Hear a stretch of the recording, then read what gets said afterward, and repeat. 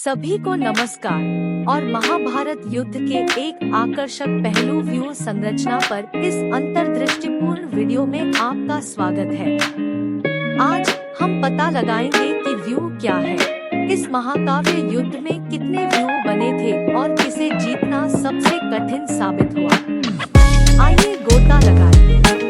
आरंभ करने के लिए आइए स्पष्ट करें कि व्यू क्या है। प्राचीन भारतीय युद्ध में व्यू युद्ध के मैदान पर सैनिकों की एक रणनीतिक संरचना थी।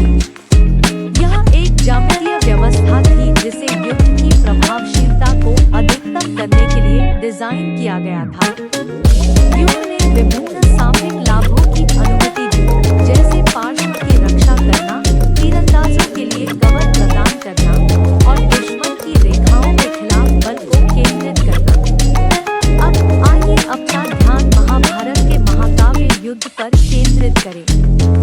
यह कुरुक्षेत्र के मैदान में पांडवों और कौरवों के बीच लड़ा गया था।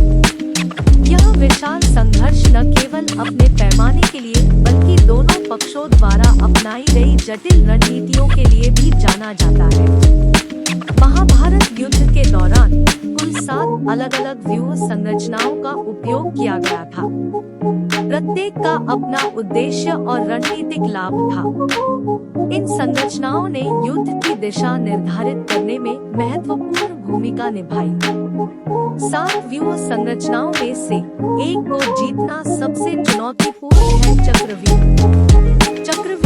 या गोलाकार संरचना अपनी जटिल संरचना और इसे भेदने के लिए आवश्यक कौशल के कारण विशेष रूप से दुर्जेय थी।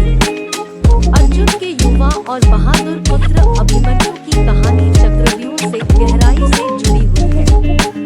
उसे इस बात का तो ज्ञान था कि इसमें कैसे प्रवेश करना है, लेकिन बाहर कैसे निकलना है, इसका ज्ञान उसे नहीं था। चक्रव्यूह को तोड़ने के प्रयास में अभिमन्यु की बहादुरी और बलिदान महाभारत के सबसे मार्मिक क्षणों में से एक है। व्यूह संरचनाओं का अध्ययन न केवल प्राचीन युद्ध में अंतर्दृष्टि प्रदान करता है, बल्कि प्रतिकूल परिस्थितियों में रणनीतिक सोच, अनुकूलनशीलता और साहस में मूल्यवान सबक भी प्रदान करता है।